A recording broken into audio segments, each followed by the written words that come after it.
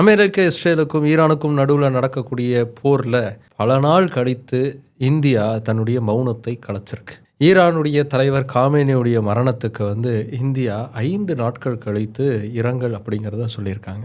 இந்தியாவுடைய வெளியுறவுத்துறை செயலாளர் விக்ரம் அவர்கள் ஈரானுடைய எம்பசிக்கு போய் அவங்களுடைய தலைவர் காமேனிக்கு இரங்கல் தெரிவிக்கக்கூடிய புத்தகத்தில் கையெழுத்து போட்டிருக்காரு, ஆறுதல் அப்படிங்கிறத சொல்லியிருக்காரு. அதே சமயத்தில் இந்த போருங்கிறது இன்னும் ஒரு முடிவை எட்டாதபடி போய்கிட்டே இருக்குது. மாற்றி மாற்றி குளறுபடியான செய்திகள் வெளியில் வந்துக்கிட்டே இருக்குது. அமெரிக்கா ஈரான் சமாதான பேச்சுக்கு கேட்டுக்கிட்டு இருக்காங்கன்னு அப்படின்னு சொல்கிறாங்க. ஈரான் நாங்கள் அப்படிலாம் சொல்லவே இல்லை அப்படின்னு சொல்லி மறுத்து அறிக்கை அப்படிங்கிறத தெரிவிச்சிருக்காங்க. இன்ஃபேக்ட் ஒரு பேட்டியில் ஈரானுடைய வெளியுறவுத்துறை அமைச்சராக இருக்கக்கூடியவர் பேசுகிறாரு, அமெரிக்காவுடைய படைகள் ஈரானுக்குள்ளே நுழைஞ்சிரும்னு பயந்துக்கிட்டு இருக்கீங்களா அப்படிங்கிற கேள்விக்கு இல்லை நாங்கள் காத்துக்கிட்டு இருக்கோம் அப்படின்னு பதில் சொல்லியிருக்காரு. Are you afraid of a US invasion in your country? No, we are waiting for them. You are waiting for the US military to invade the ground troops? Yes, because we are confident that we can confront them and that would be a big disaster for them. அதே சமயத்தில் ஈரானால் எவ்வளவு நாள் தாக்கு பிடிக்க முடியும் இந்த போர் அப்படிங்கிறது தெரியலை. ஈரானுக்கு தொடர்ந்து சைனா ஆயுதங்களை சப்ளை பண்ணிக்கிட்டே இருக்காங்க. இதனால் இது சைனாவுடைய விக்ட்ரி தான். அது அமெரிக்கா அப்படிங்கிற ஒரு சூப்பர் பவரை சைனா மறைமுகமாக உடச்சிக்கிட்டு இருக்காங்க அப்படிங்கிற மாதிரியான ஒரு விஷயமும் முன்வைக்கப்படுது. அதனால் இந்த போர் முடிவில்லாமல் தொடர்ந்துக்கிட்டே இருக்குமோ அப்படிங்கிற கேள்விங்கிறது எழும்புது. இப்படி முடிவே இல்லாமல் போய்கிட்டு இருக்கக்கூடிய இந்த போரில் இந்தியா யார் பக்கம் நிற்கணும் அப்படிங்கிற ஒரு கேள்விங்கிறது வருது. இந்த கேள்விங்கிறது அரசியல் வட்டாரத்துலையும் பேசப்படுது, பொதுமக்களாகிய நாமும் நமக்குள்ளேயும் பேசிக்கிட்டு இருக்கோம். இந்த கேள்விக்கான பதில் அப்படிங்கிறத நம்ம ஹிஸ்ட்ரியில் கொஞ்சம் தேடி பார்க்கலாம். 2 நாடுகளுக்கும் நமக்கும் இருந்த உறவுங்கிறது என்ன? யார் நம்மக்கிட்ட அதிகமாக நெருக்கமாக இருந்திருக்காங்க? நம்ம ரொம்ப சிரமமான சமயத்துலலாம் யார் கூட நின்றுருக்காங்க? அப்படிங்கிற விஷயங்கள் எல்லாத்தையும் ஒன் பை ஒன்னாக அலசி பார்ப்போம். அந்த அலசல் மூலமாக என்ன முடிவுக்குள்ளே நம்ம வரலாம் அப்படிங்கிற ஒரு தேடலுக்குள்ளே நம்ம போகலாம். ஏன் இந்த தேடல் அவசியப்படுது அப்படின்னா, இப்போ இருக்கக்கூடிய சூழலில் ஒரு நிலைப்பாடை நம்ம எடுக்க வேண்டிய கட்டாயத்தில் இருக்கும். அப்படி ஒரு நிலைப்பாடை நம்ம எடுக்கலை அப்படின்னா ஏஷியாவில் நமக்கு இருக்கக்கூடிய அந்த ஆளுமை அப்படிங்கிறது கேள்விக்குறியாக்கப்படும். ஏற்கனவே இந்தியன் ஓஷனில் அமெரிக்க படை தாக்குதல் நடத்தியிருக்கு. நம்மளுடைய கண்ட்ரோலில் இருக்கக்கூடிய வாட்டர் பாடி அதுக்குள்ளே அமெரிக்க படை தாக்குதல் நடத்தியிருக்கு. அது நமக்கு தெரியாமல் இருந்திருக்கு, இல்லை தெரிஞ்சும் நம்ம அதை பற்றி பேசாமல் இருந்திருக்கோம் அப்படிங்கிறது ஒரு பெரிய கொஸ்டின் மார்க். ஸ்ரீலங்கா ஈரானுடைய போர்க்கப்பலை அவங்களுடைய துறைமுகத்தில் பார்க் பண்ணிக்கிறதுக்கு அனுமதி அளிச்சிருக்காங்க. கண்டிப்பாக அதுக்கான பேக்கிங் அப்படிங்கிறது சைனா கிட்டேருந்து வந்திருக்கும். நான் பார்த்துக்கிறேன், நீங்கள் நிறுத்துங்க அப்படிங்கிற மாதிரியான ஒரு ப்ராமிஸ் அப்படிங்கிறத அவங்க கொடுத்துருக்கலாம். அப்படி சைனாவுடைய ஆதிக்கம்ங்கிறது இந்தியன் ஓஷனில் அதிகமாகிக்கிட்டு இருக்கு அப்படின்னாலும் அது நமக்கு ஒரு பெரிய த்ரெட்டு தான். இது எங்கேயோ நடக்கக்கூடிய ஒரு போர் அப்படின்னு நாம் கடந்து போயிட முடியாது. நாம் என்ன பண்ணுறோம் அப்படிங்கிறது தான் நாம் யாருங்கிறது தீர்மானிக்கக்கூடிய இடத்துக்கு நகர்த்தும். அதனால் இந்த வரலாற்று ரீதியாக நம்ம கொஞ்சம் அலசி பார்த்து நமக்குள்ளே கொஞ்சம் ஒரு டிஸ்கஷன் அப்படிங்கிறத நடத்தலாம். முதல்ல ஈரான்லேருந்து நம்ம தொடங்குவோம். ஈரானுக்கும் இந்தியாவுக்குமான உறவு அப்படிங்கிறது 1000 ஆண்டுகள் கடந்து இருக்கக்கூடிய ஒரு உறவு. இந்தியாவுக்கும் ஈரானுக்கும் நடுவில் வணிக போக்குவரத்துங்கிறது பெரிய அளவுக்கு இருந்திருக்கு. அப்படி வணிக போக்குவரத்து மட்டும் இல்லாமல் அங்கேருந்து கலாச்சார ரீதியான பரிமாற்றங்களும் நமக்குள்ளே நடந்திருக்கு. ஆரியர்களுடைய வருகை ஈரான் மண்ணிலிருந்து நடந்திருக்கலாங்கிறது தான் இப்போ வரைக்கும் இருக்கக்கூடிய புரிதல். அதே மாதிரி பல மதங்கள் இங்கே வந்திருக்கு. ஜௌராஸ்ட்ரியன் அப்படிங்கிற மதம்ங்கிறது ஈரான்லேருந்து அங்கே வந்திருக்கு. அங்கேருந்து இங்கே குடியேறிய மக்கள் இருக்காங்க. பார்சி மக்கள் அப்படி அந்த பகுதியிலேருந்து வந்த மக்கள் தான். அப்படி அந்த பார்சி மக்கள் பெரிய பெரிய தொழில் அதிபர்களாக வளர்ந்தாங்க. இந்தியாவுடைய வளர்ச்சிக்கு அவங்க வித்துட்டாங்க. டாடா குழுமம் அப்படிப்பட்ட ஒரு பார்சியால் தொடங்கப்பட்டு நடத்தப்படக்கூடிய ஒரு குழுமம். அதே மாதிரி அதற்கப்புறமான காலகட்டத்திலையும் ஈரானுக்கும் நமக்குமான தொடர்பு அப்படிங்கிறது இருந்துச்சு. முகலாயர்கள் மாதிரியான இஸ்லாமியர்களுடைய ஆட்சி காலகட்டத்தில் பெர்ஷிய மொழி அப்படிங்கிறது ஆட்சி மொழியாக இருந்திருக்கு. இப்படி இந்தியாவுக்கும் ஈரானுக்குமான ஒரு உறவுங்கிறது பல வரலாற்று தொன்மங்கள் கொண்ட ஒரு உறவு. ஆனால் பிரிட்டிஷ் ஆட்சி காலகட்டத்தில் அதில் ஒரு பெரிய வேக்கம் அப்படிங்கிறது ஏற்படுது. அது எப்போ மறுபடியும் இன்னும் ஆழமாக மாறுது அப்படின்னா நமக்கு விடுதலை கிடைச்சதுக்கப்புறமா தான். இந்தியா சுதந்திரம் அடைஞ்சு தனியாக ஒரு நாடாக உருவெடுத்ததுக்கப்புறமா இந்தியா தனக்கான கொள்கைகளை வகுக்கக்கூடிய ஒரு நாடாக வளருது. சரியாக அதே சமயத்தில் உலகம் முழுக்க பனிப்போர் அப்படிங்கிறது தொடங்குது. சோவியத் பிளாக்கை சப்போர்ட் பண்ணக்கூடிய நாடுகள், யூஎஸ்எஸ் சப்போர்ட் பண்ணக்கூடிய நாடுகள்னு 2 துண்டாக உலகம் பிரிஞ்சு நிற்குது. எந்த பகுதிக்கு நம்ம போகிறது அப்படிங்கிற குழப்பம் வந்தப்போ நேரு அவர்கள் எடுத்த முடிவு தான் அணிசேரா நாடுகள் அமைப்பு அப்படிங்கிறது. நான் அலைன் மூவ்மெண்ட்டுங்கிற நாம் அப்படிங்கிறத நேரு அவர்கள் தொடங்கினார். அதாவது நாங்கள் 2 பக்கமே கிடையாது, நாங்கள் நடுநிலையானவர்கள், 2 பேருமே எங்களுக்கு தேவை, 2 பேருடைய உதவியும் எங்களுக்கு தேவை, அதனால் யாராவது ஒரு பக்கம் நின்று எங்களுடைய வளர்ச்சியை நாங்கள் வந்து குறைச்சிக்க விரும்பலை அப்படிங்கிற மாதிரியான ஒரு தியரியை முன் வச்சார். அந்த கொள்கைக்கு கீழே பல நாடுகள் வந்து ஒன்றா சேர்ந்தாங்க. அந்த நாடுகளுடைய தலைமை பொறுப்புங்கிறது இந்தியா வந்து வகித்தது. அதே சமயத்தில் நம்ம அணிசேரா கொள்கையை கடைபிடிச்சாலும் நமக்கு பக்கத்தில் இருந்த ரஷ்யாவோட நம்ம கொஞ்சம் அதிகமாக நட்புறவு பாராட்டக்கூடிய ஒரு நாடாக இருந்தோம். ஏன்னா வெஸ்டர்ன் பிளாக், குறிப்பாக அமெரிக்காவுடைய சப்போர்ட்டோடு நம்ம வளர்ந்தோம் அப்படின்னா அது நமக்கு பின்னடைவை ஏற்படுத்தலாம் அப்படின்னு அப்போ நாட்டை வழிநடத்தக்கூடிய தலைவர்கள் முடிவு பண்ணாங்க. அதன் அடிப்படையில் வந்து செயல்பட்டாங்க. அதனால் ரஷ்யாவோட நம்ம அதிகமாக வந்து டெக்னாலஜியை வந்து ஷேர் பண்ணிக்கிட்டோம், அவங்களுடைய வெப்பன்ஸை நம்ம அதிகமாக வந்து யூஸ் பண்ணிக்கிட்டோம், நம்மளுடைய வளர்ச்சிக்கு அவங்களும் வந்து பெரிய அளவுக்கு பங்கு வகிச்சிருக்காங்க.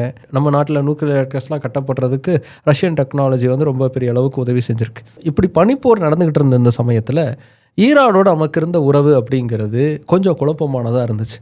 ஏன்னா அப்போ ஈரானை ஆட்சி செஞ்சுக்கிட்டு இருந்தது யாருன்னா ரஸா பாலவி. ராசா பாலவியுடைய ஆட்சி காலகட்டத்தில் அவர் அதிகமாக வெஸ்டர்ன் பிளாக், குறிப்பாக அமெரிக்காவோட நட்பு பாராட்டக்கூடிய ஒருத்தராக இருந்தார்.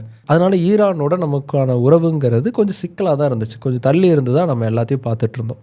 பாகிஸ்தானுக்கும் இந்தியாவுக்கும் நடுவில் நடக்கக்கூடிய பிரச்சனைகளுக்கு அதிகமாக ராசா பாலவி வந்து பாகிஸ்தான் சைடு தான் நிற்கக்கூடிய ஒருத்தராக இருந்தார். 1979 ஈரானில் ஒரு புரட்சிங்கிறது வெடிக்குது. அந்த புரட்சியில் ஆட்சி மாற்றம் அப்படிங்கிறது நிகழுது. ஈரானில் இஸ்லாமிக் ஐடியாலஜி இருக்கக்கூடிய தலைவர்கள் வந்து அந்த ஆட்சி பொறுப்புக்கு வராங்க. இந்த ஆட்சி மாற்றம் நடந்துச்சு இல்லையா, இந்த புரட்சியால் நடந்த ஆட்சி மாற்றத்தை வந்து இந்தியா வந்து அப்போ பெருசாக வரவேற்கல, தன்னுடைய ஆதரவை வந்து பெருசாக தெரிவிக்காமல் தான் இருந்தாங்க. ஆனால் இந்த புரட்சிக்கு அப்புறமா ஈரானுக்கும் இந்தியாவுக்குமான உறவுங்கிறது ரொம்ப ஆழமாக ஆரம்பிச்சது. ஏன்னா ஈரானை ஆட்சி செஞ்ச இஸ்லாமிய ஆட்சியாளர்கள் இந்தியாவுக்கும் பாகிஸ்தானுக்கும் நடுவில் எந்த ஒரு சைடும் அவங்க எடுக்க விரும்பலை. 2 பேருமே எங்களுடைய நண்பர்கள் தான், நாங்கள் பொதுவாக இருக்க தான் விரும்புகிறோங்கிறது தான் அவங்களுடைய நிலைப்பாடாக இருந்துச்சு. அது மட்டும் இல்லாமல் இந்தியாவுக்கான ஆயில் விற்பனையை ரொம்ப தாராளமாக தரக்கூடிய ஒரு நாடாக ஈரான் இருந்தது. 2006க்கு மேலே அது இன்னும் அதிகமாகி எப்படி மாறுச்சுன்னா, அதிக அளவுக்கு ஆயிலை ஈரான் கிட்டேருந்து வாங்கக்கூடிய ஒரு நாடாக இந்தியா மாறுச்சு. அவ்வளோ அதிகமாக நம்ம ஈரான் கிட்ட வாங்கினோம். 2006க்கு மேலே நடந்ததுக்கான மிக முக்கியமான காரணங்கிறது என்னென்னா, ஈரானுக்கு வந்த அதிகமான சாங்ஷன்ஸ். ஈரான் வந்து நியூக்ளியர் வார் வெப்பனை உருவாக்கிக்கிட்டு இருக்காங்க, அதனால் அவங்களுக்கு சாங்ஷன்ஸ் கொடுக்குறோன்னு பொருளாதார நெருக்கடிகளை அமெரிக்கா வந்து கொண்டு வந்துச்சு. ஈரான் கிட்ட வந்து எந்த விதமான வணிக தொடர்பும் வச்சுக்கக்கூடாதுங்கிற மாதிரியான நெருக்கடிகள் உருவாச்சு. அதனால் வந்து உலக நாடுகளில் பல நாடுகள் வந்து ஈரான் கிட்டேருந்து ஆயில் வாங்குறத குறைச்சிக்கிட்டாங்க. அப்போது ஈரானுக்கு பெரிய அளவுக்கு ஒரு பையர் தேவைப்பட்ட சமயத்தில் இந்தியா வந்து ஈரானுக்கு கூட நின்னாங்க. ஏன்னா இந்தியாவுக்கு வந்து ஆயில் கம்மியான ரேட்டில் கிடச்சா நல்லாயிருக்கும் அப்படின்னு தேடிக்கிட்டு இருந்தாங்க. ஈரான் வந்து அதுக்கு சப்போர்ட் பண்ணாங்க. நாங்கள் நீங்கள் கேட்குற வேலையில் ஆயில் தரோன்னா ஈரான் சொன்னாங்க. இந்தியாவுக்கு அது நல்ல பெனிஃபிட்டாக இருந்தது. அதனால் ஈரான் கிட்டேருந்து நிறைய ஆயில் அப்படிங்கிறத வாங்கினாங்க. இதில் இன்னொரு ஹைலைட்டை வந்து என்னென்னா, ஈரான் வந்து இந்தியன் ருப்பியில் வந்து ஆயில் வாங்கினாங்க. அந்த காசை எடுத்து மறுபடியும் இந்தியாவுடைய பொருட்களை வந்து கொள்முதல் பண்ணாங்க, இம்போர்ட் பண்ணாங்க. அதனால் நம்மளுடைய பணம் திரும்ப நம்மக்கிட்டே வந்துச்சு. அது நம்மளுடைய எக்கனாமிக்கு பெரிய அளவுக்கு பூமாக இருந்துச்சு. நீங்கள் டாலர் பற்றின நம்மளுடைய வீடியோ பார்த்தீங்கன்னா உங்களுக்கு கிளியராக புரியும். டாலர் எப்படி அமெரிக்காவை விட்டு வெளியில் போய் மறுபடியும் அமெரிக்காவுக்குள்ளே வருது, அது அமெரிக்காவை சூப்பர் பவராக மாற்றிக்கிட்டு இருக்குது அப்படிங்கிற ஒரு அண்டர்ஸ்டாண்டிங் உங்களுக்கு கிடைக்கும். கிட்டத்தட்ட ஈரானுக்கும் இந்தியாவுக்கும் இருந்த ரிலேஷனுங்கிறது அப்படி தான் இருந்துச்சு. ஆனால் அமெரிக்கா வந்து இதெல்லாம் பார்த்துட்டு இது சரியில்லையே அப்படின்னு சொல்லி இந்தியாவுக்கு வந்து நெருக்கடி கொடுக்க ஆரம்பித்தாங்க. நாங்கள் சொன்னதுக்கப்புறமாவும் ஈரான்கிட்டேருந்து ஆயில் வாங்குறது சரி கிடையாது அப்படின்னு சொல்லி நெருக்கடிகள் கொடுக்க ஆரம்பித்தாங்க. அதனால் கொஞ்சம் கொஞ்சமாக ஈரான்கிட்டேருந்து நம்ம ஆயில் வாங்குறத நிறுத்திக்கிட்டு ஈராக் மாதிரியான மற்ற நாடுகள்கிட்டேருந்து நாம் வந்து ஆயில் வாங்கக்கூடிய நிலைமைக்கு மாற ஆரம்பித்தோம். ஆனால் அமெரிக்கா என்ன சொன்னாலும் நான் கேட்க மாட்டேன்னு சொல்லக்கூடிய சைனா ஈரான்கிட்டேருந்து ஆயில் வாங்க ஆரம்பித்தாங்க. இன்றைக்கி ஈரானுடைய 90% ஆயில் அப்படிங்கிறத சைனா தான் வாங்கிக்கிட்டு இருக்காங்க. அதே சமயத்தில் இஸ்ரேலுக்கும் நமக்குமான உறவு அப்படிங்கிறது எப்படி இருந்துச்சு?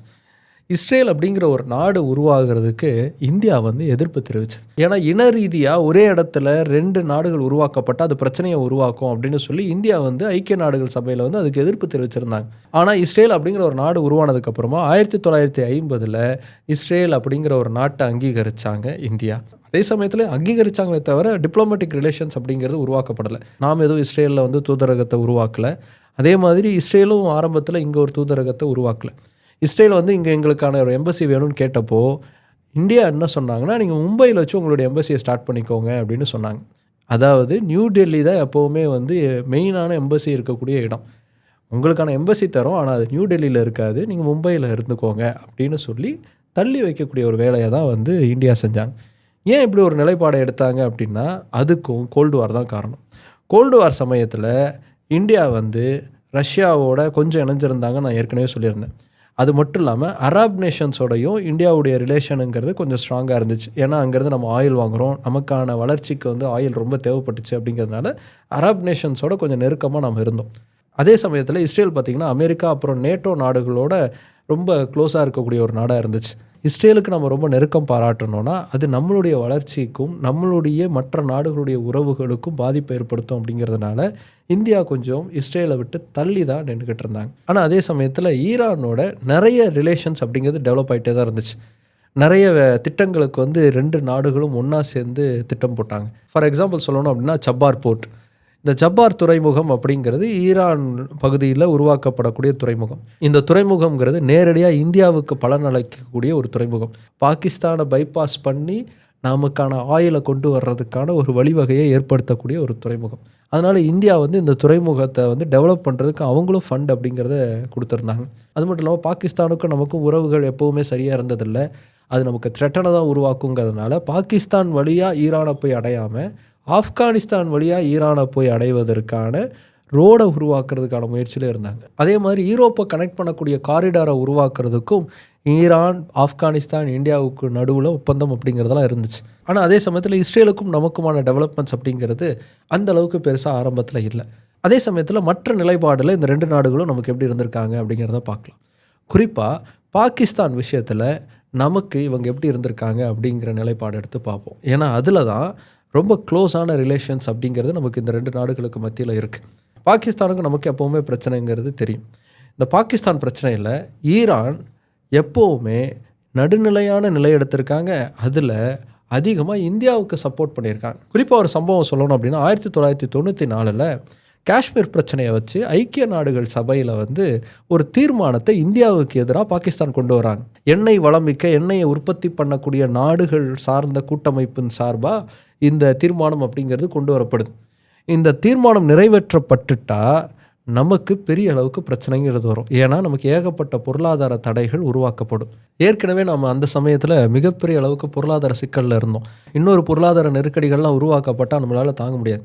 ஆனால் வெஸ்டர்ன் கண்ட்ரிஸ் வந்து அதை தான் பிளான் பண்ணியிருந்தாங்க. இப்படி ஒரு தீர்மானம் வரும், அது பாஸ் ஆகிடுச்சு அப்படின்னா இம்மிடியேட்டாக இந்தியாவுக்கு எதிராக சாங்ஷன்ஸை கொண்டு வரணுங்கிறது தான் அவங்களுடைய பிளானாக இருந்துச்சு. அப்போது பிரதமராக இருந்தவர் நரசிம்மராவ்.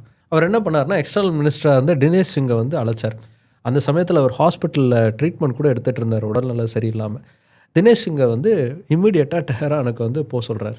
அவர் போய் இந்தியா சார்பாக பேசினதுக்கப்புறமா அந்த வாக்கெடுப்பில் இந்தியாவுக்கு ஆதரவாக பாகிஸ்தானுக்கு எதிர்த்து ஈரான் வந்து ஓட்டு போட்டுச்சு. அதனால் அந்த தீர்மானம் தோல்வியை தழுவிச்சு. இந்தியாவுக்கு வரவிருந்த பொருளாதார நெருக்கடிகள் அப்படிங்கிறது மாறுச்சு. இதில் ஹைலைட் என்னென்னா இந்தியாவுக்கு ஆதரவாக துணை நின்ற ஒரே இஸ்லாமிய தேசம் அப்படிங்கிறது அந்த சமயத்தில் ஈரான் மட்டும்தான். ஈரான் வந்து ஷியா இஸ்லாத்தை ஃபாலோ பண்ணக்கூடிய ஒரு தேசம். பாகிஸ்தான் பார்த்திங்கன்னா சன்னி இஸ்லாமிக்கை வந்து ஃபாலோ பண்ணக்கூடிய ஒரு நேஷன். இந்தியாவில் இருக்கக்கூடிய இஸ்லாமியர்களை 15% பேர் வந்து ஷியா இஸ்லாமியட்டை தான் ஃபாலோ பண்ணுறாங்க. அதனால் ரிலீஜியஸ் ஆங்கிள்லையும் ஈரான் வந்து நமக்கு ரொம்ப க்ளோஸாக இருக்கக்கூடிய ஒரு நாடாக பாகிஸ்தான் பிரச்சனையில் இருந்திருக்கு. ஏன் இப்போ ரீசெண்டாக பஹல்காம் டெரர் அட்டாக் நடந்தப்போ கூட நேரடியாக நம்மளுடைய பிரதமர் நரேந்திர மோடி அவர்களுக்கு கால் பண்ணி அதுக்கான வருத்தங்களை தெரிவித்து ஆறுதல் சொன்னது ஈரான். அது மட்டும் இல்லாமல் இந்தியாவுக்கும் பாகிஸ்தானுக்கும் நடுவில் பிரச்சனை பெருசாக வெடித்து போர் மூண்ட சமயத்தில் 2 பேருக்கு நடுவில் பேச்சுவார்த்தை ஏற்படுத்துறதுக்கும் ஈரான் வந்து முயற்சி செஞ்சது. அந்த சமயத்தில் அது விமர்சனத்துக்கு உள்ளாக்கப்பட்டுச்சு. ஈரான் வந்து பாகிஸ்தானுக்கு சப்போர்ட்டாக தான் வந்து இந்த பேச்சுவார்த்தைக்கு வருது அப்படிங்கிற மாதிரிலாம் டாக் வச்சுருந்தாங்க.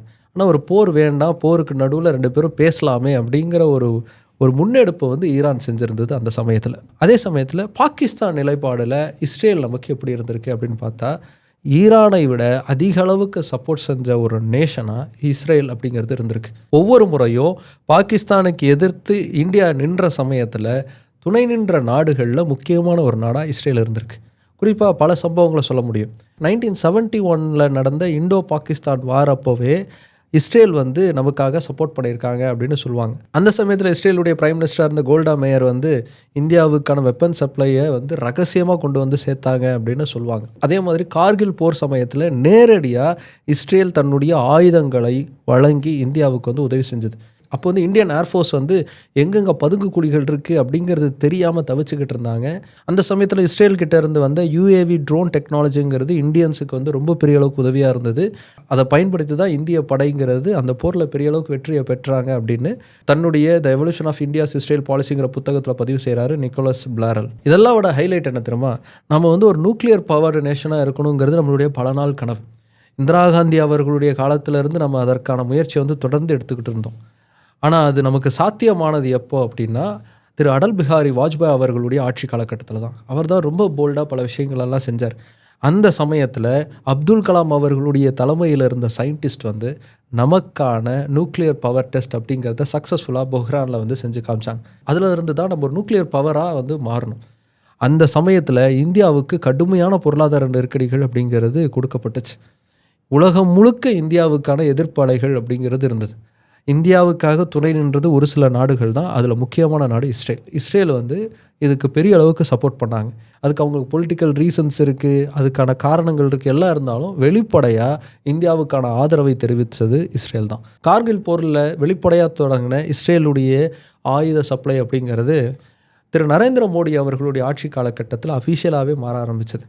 2014 இருந்து இஸ்ரேல் கிட்ட இருந்து நம்ம அதிகமாக வெப்பன்ஸை வாங்க ஆரம்பிச்சிட்டோம். நம்ம விடுதலை கிடைச்சதுலேருந்து அதிகமாக நம்ம வந்து ரஷ்யன் டெக்னாலஜியாக தான் பேஸ் பண்ணியிருந்தோம்.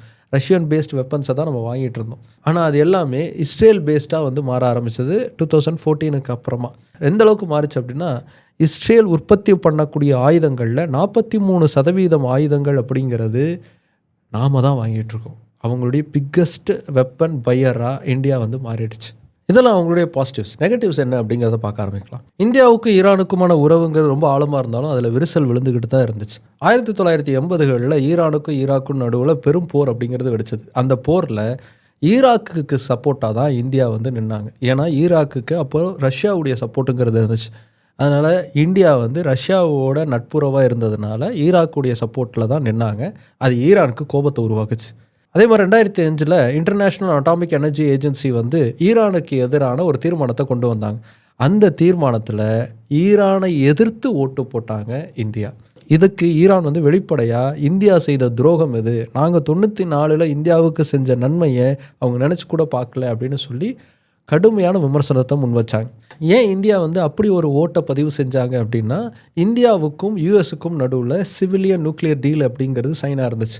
அதனால் அப்படி ஒரு எதிர்த்து ஓட்டு போட வேண்டிய சூழல்ங்கிறது இந்தியாவுக்கு இருந்தது. இந்தியாவுடைய நன்மைக்காக வருங்காலத்திற்காக அப்படி ஒரு முடிவு அப்படிங்கிறது எடுக்கப்பட்டுச்சு. அதே சமயத்தில் அதுக்கப்புறமான காலகட்டத்தில் ஈரானுடைய நிலைப்பாடுங்கிறது பல இடங்களில் மாறிச்சு. காஷ்மீரில் நடக்கக்கூடிய கலவரங்களுக்கு வந்து காமெனி வந்து ஆதரவு தெரிவிச்சிருந்தார். காஷ்மீர் மக்கள் அவங்களுடைய விடுதலைக்காக இன்னும் எழுச்சியோடு வரணும் அப்படிங்கிற மாதிரிலாம் அவர் பேசியிருந்தார். இந்திய அரசு வந்து காஷ்மீரில் நடந்த போராட்டங்களை வந்து ஆயுதங்களை கொண்டு அடக்குனாங்க. இதற்கு காமெனி வந்து கடுமையான எதிர்ப்பு தெரிவிச்சிருந்தார். அதுக்கு வெளியுறவுத்துறை அமைச்சகத்திலிருந்து காட்டமான பதில்ங்கிறது வந்தது. உங்கள் நாட்டில் நடக்கக்கூடிய பிரச்சனையை பாருங்கள், எங்கள் நாட்டை பார்த்துக்க எங்களுக்கு தெரியுங்கிற மாதிரி பதில் கொடுத்துருந்தாங்க. 2010க்கு மேலே ஈரானுடைய சுப்ரீம் லீடருடைய நிலைப்பாடுங்கிறது இப்படி மாற ஆரம்பிச்சிருந்தது. அதே சமயத்தில் 2014க்கு மேலே இந்தியா இஸ்ரேலோட ரொம்ப நெருக்கமாக பழக ஆரம்பிச்சிருந்தது. இது ஈரானுடைய நெகட்டிவ் சைடு அப்படின்னா, இஸ்ரேலுக்கும் நமக்கு இருக்கக்கூடிய நெகட்டிவ் சைடுங்கிறது என்ன? நம்ம அதிகமாக இஸ்ரேல் ஆயுதங்களை நம்ப ஆரம்பிச்சிட்டோம். அதிக அளவுக்கு நம்மளுடைய ஆயுத கிடங்குங்கிறது இஸ்ரேல் ஆயுதங்களை நம்பி மாற ஆரம்பிச்சிருக்கோம் அப்படிங்கிற கேள்விங்கிறது எழுப்பப்படுது. இப்படி அதிகமாக இஸ்ரேலை நம்பி இருக்கிறதுங்கிறது பல பிரச்சனைகளை உருவாக்கும். ஏன்னா இஸ்ரேல் வந்து நம்ம முதுகுக்கு பின்னாடியே வேலை செய்யக்கூடிய வேலைகளை செய்வாங்க. இதை வரலாறு முழுக்க நம்ம பார்த்துருக்கோம். அமெரிக்கா கிட்டேருந்து அவங்க நிறைய உதவிகள் பெற்றிருக்காங்க. ஆனால் அமெரிக்காவுக்கு எதிராகவே பல விஷயங்களை செஞ்சுருக்காங்க. அமெரிக்காவுக்கு எதிராக உளவு பார்த்துருக்காங்க. அமெரிக்காவுடைய ஆயுதங்களை வந்து திருடியிருக்காங்க. இப்படி பல விஷயங்கள் வந்து நடந்திருக்கு. அதே மாதிரி தான் இந்தியாவுக்கும் நடக்கிறதுக்கான வாய்ப்பு இருக்குது அப்படிங்கிற குற்றச்சாட்டுங்கிறது வைக்கப்படுது. இதை உறுதி செய்கிற மாதிரி பெகசஸ் அப்படிங்கிற ஒரு சாஃப்ட்வேர் பற்றின இஷ்யூங்கிறது வெளியில் வந்துச்சு. $2 பில்லியன் அளவுக்கான பணம் கொடுக்கப்பட்ட அந்த பெகசஸ் சாஃப்ட்வேர் அப்படிங்கிறத இந்தியன் கவர்மெண்ட் வாங்கியிருந்தாங்க. இந்தியன் கவர்மெண்ட் அப்படி ஒரு ஆர்டரை வாங்குறதுக்கு பார்லிமெண்ட் கிட்டேருந்து எந்த விதமான அப்ரூவலும் பெறப்படவில்லை. நேரடியாக அந்த ஆர்டர் அப்படிங்கிறது கொடுக்கப்பட்டிருக்கு, வாங்கப்பட்டிருக்கு. இந்த பெகசஸ் சாஃப்ட்வேர் அப்படிங்கிறது எதிராளிகளை உளவு பார்க்கறதுக்காக பயன்படுத்தாமல் நம்ம நாட்டு மக்களையே உளவு பார்க்கறதுக்காக அரசு பயன்படுத்தியிருக்கு அப்படிங்கிற குற்றச்சாட்டுங்கிறது எழும்புச்சு. குறிப்பாக எதிர்க்கட்சி தலைவர்கள், பத்திரிகையாளர்கள், வழக்கறிஞர்கள் அப்படின்னு பல பேருடைய ஃபோன்லாம் வந்து டேப் செய்யப்பட்டிருக்கு. ரகசியமாக அதிலிருந்து உளவு பார்க்கப்பட்டிருக்கு. இது எல்லாமே வந்து குற்றச்சாட்டை எழும்பி கோர்ட்லலாம் வந்து கேஸ்லாம் நடந்தது. ஆனால் கவர்மெண்ட் வந்து அஃபிஷியலாக இதை நாங்கள் அதுக்கு தான் பயன்படுத்துகிறோம்னு சொல்லவும் இல்லை, அதுக்கு மறுப்பும் தெரிவிக்கவும் இல்லை. இந்த சாஃப்ட்வேர்லேருந்து இப்படி சேகரிக்கப்பட்ட செய்திகள் வந்து உண்மையிலேயே வந்து இந்தியன் கவர்மெண்ட் கிட்ட தான் இருக்கா, இல்லை அது தப்பாக பயன்படுத்தப்படுறதுக்கு இஸ்ரேலுக்கும் கொடுக்கப்பட்டிருக்கா அப்படிங்கிற கேள்விங்கிறது எழும்புது. அதற்கான பதிலுங்கிறது இதுவரைக்கும் யாரும் தெளிவாக சொல்லலை. இந்த மாதிரியான பிரச்சனையும் தாண்டி ஒரு சில அக்யூசேஷன்ஸும் வந்து எதிர்க்கட்சிகள் வந்து வைக்கிறாங்க. அது மாதிரியான அக்யூசேஷனுங்கிறது என்னென்னா, இந்த இஸ்ரேல் இந்தியா டீலில் பெரிய அளவுக்கு தனியார் நிறுவனங்கள் தான் பயன்பெறுது, குறிப்பாக அதானி குழுமம் தான் பெரிய அளவுக்கு பலன் பெறுது அப்படிங்கிறது இவங்க வைக்கக்கூடிய குற்றச்சாட்டு. இஸ்ரேல் கிட்டேருந்து வெப்பன்ஸை வாங்குறதாகட்டும், அந்த வெப்பன்ஸை தயாரிக்கிறதுக்கான ஃபேக்ட்ரிகளை உருவாக்குறதாகட்டும், எல்லாமே அதானி நிறுவனத்துக்கு தான் அதிகமாக கொடுக்கப்பட்டிருக்கு, அவங்க தான் அதிகமாக லாபம் பார்க்குறாங்க அப்படிங்கிற குற்றச்சாட்டுங்கிறது வைக்கப்படுது. இதில் இன்னொரு சிக்கல் என்னென்னா, மொராலிட்டியாக சில கேள்விகள் வந்து எழும்புது. இஸ்ரேலுடைய எல்பிட் அப்படிங்கிற கம்பெனி வந்து அவங்களுடைய பிக்கஸ்ட் ஆர்ம்ஸ் மேனுஃபேக்சரர் கம்பெனி. இந்த கம்பெனியும் அதானியும் ஒன்றா சேர்ந்து இந்தியாவில் ஹைதராபாத்தில் ஒரு ஃபேக்ட்ரியை வந்து உருவாக்குறாங்க. இந்த ஃபேக்ட்ரியில் வந்து ஹார்மன்ஸ் 900 சீரீஸ் ட்ரோன்ஸ் அப்படிங்கிறது தயாரிக்கப்படுது. இஸ்ரேலுக்கு வெளியில் இப்படி இஸ்ரேலுடைய ஆயுதத்தை தயாரிக்கக்கூடிய முதல் ஃபேக்ட்ரிங்கிறது இதுதான். இந்த ஃபேக்ட்ரி வந்து எதற்கு உருவாக்கப்பட்டுச்சு அப்படின்னா, இந்தியாவுக்கான ஆயுதங்களை தயாரிப்பதற்காக உருவாக்கப்பட்ட ஒரு நிறுவனமாக இந்த நிறுவனம் இருந்துச்சு அப்படின்னு சொன்னாங்க. ஆனால் காசாவுக்கு எதிரான போரில் இங்கே இருந்து ட்ரோன்ஸ் தயாரிக்கப்பட்டு இஸ்ரேலுடைய ஸ்பெசிஃபிகேஷன்ஸுக்கு ஏற்ற மாதிரி அது மாற்றப்பட்டு இஸ்ரேலுக்கு அனுப்பப்பட்டிருக்கு. அதை காசாவில் பயன்படுத்தியிருக்காங்க. இது எப்போ தெரிய வந்துச்சுன்னா, 2024 ஜூன் மாதம் 6ஆம் தேதி காசாவில் இருக்கக்கூடிய ஒரு UN ஷெல்டரில் வந்து ட்ரோன் அட்டாக் அப்படிங்கிறது நடந்தது. அந்த ட்ரோன் அட்டாக்குடைய டிப்ரிஸ், அதாவது செதறின பாகங்களெல்லாம் வீடியோ எடுத்துக்கிட்டு இருக்கும்போது அதில் ஒரு வீடியோவில் மேட் இன் இண்டியா அப்படின்னு கொட்டை எழுத்தில் எழுதுன ஒரு டிப்ரிஸுங்கிறது கிடச்சிது. அதுக்கப்புறமா தான் இது இந்தியாவிலேருந்து தயாரிக்கப்பட்டு இங்கே வந்திருக்கு அப்படிங்கிறது தெரிஞ்சது. இதில் வேடிக்கை என்னென்னா, இஸ்ரேலை எதிர்த்து ஐக்கிய நாடுகள் சபையில் காசாவுகளை எந்த மாதிரியான கொடுமைகள்லாம் இவங்க பண்ணிக்கிட்டு இருக்காங்க அப்படின்னு சொல்லி இஸ்ரேலுக்கு எதிர்த்து வாக்கு கொடுத்துச்சு இந்தியா, ஓட்டு போட்டாங்க. அதே இந்தியா தான் மறைமுகமாக இப்படி ஒரு வெப்பன் சப்ளை அப்படிங்கிறத பண்ணியிருக்காங்க. இந்த ட்ரோன் மட்டும் இல்லை, இந்தியாவுடைய அரசு துறை ஆயுத தயாரிப்பு தொழிற்சாலை கூட இஸ்ரேலுக்கான தேவையான ஆயுதங்களை தயாரித்து தந்திருக்காங்க அப்படிங்கிறது வெளியில் தெரிஞ்சுது. இதனால தான் கனடா மாதிரியான நாடுகள் வந்து இஸ்ரேலுடைய போர்க்குற்றங்களுக்கு எதிராக தீர்மானம் கொண்டு வந்தப்போ அதில் நாங்கள் வாக்கு கொடுக்கல, பாய்காட் பண்ணுறோன்னு சொல்லி அதிலிருந்து இந்தியா பின்வாங்கினாங்க அப்படிங்கிற கொஸ்டினும் வைக்கப்பட்டுச்சு. இது எல்லாத்தையும் விட மேலே இஸ்ரேலோடையும் அமெரிக்காவோடையும் நம்ம ரொம்ப நெருக்கம் பாராட்டணும் அப்படின்னா அது நம்மளுடைய தன்மானத்தை இழக்கக்கூடிய ஒன்றா இருக்கும் அப்படிங்கிறது தான் எதிர்க்கட்சி தலைவர்கள் முன்வைக்கக்கூடிய வாதம். இப்போ ரீசெண்டாக இந்தியாவுக்கான ஆயில் தேவை அப்படிங்கிறது ஒரு பெரிய கேள்விக்குறியாக இருக்குது. ஏன்னா ஸ்ட்ரெய்ட் ஆஃப் ஹார்மஸ் வந்து மூடப்பட்டிருக்கு. அங்கே நமக்கு தேவையான எண்ணெய் கொண்டு வரக்கூடிய கப்பல்கள் வந்து அங்கே மாட்டிக்கிட்டு இருக்கு. இந்த கப்பல்கள்லேருந்து எண்ணெய் வந்து போகாததுனால அமெரிக்கா வந்து நமக்கு அனுமதி கொடுத்துருக்கு. எது, நமக்கு தேவையான எண்ணெயை நாம் வாங்கிறதுக்கு ரஷ்யா கிட்டேருந்து நீங்கள் வாங்கிக்கலான்னு அனுமதி கொடுத்துருக்கு, அதுவும் 30 நாளைக்கு. அதுலேயும் ரஷ்யா வந்து அதிகமாக லாபம் பார்த்துடக்கூடாது இந்த போரை பயன்படுத்தி அப்படின்னு சொல்லி எவ்வளோ ஆயில் டேங்கர்ஸ் வந்து அந்த இடத்துல இருக்கோ, இந்தியாவுக்கு வந்து சேர வேண்டிய ஆயில் டேங்கர்ஸ் எவ்வளோ இருக்கோ அந்த அளவுக்கு தான் நீங்கள் ரஷ்யா கிட்டேருந்து வாங்கணும் அப்படின்னு வர சொல்லியிருக்காங்க அமெரிக்கா.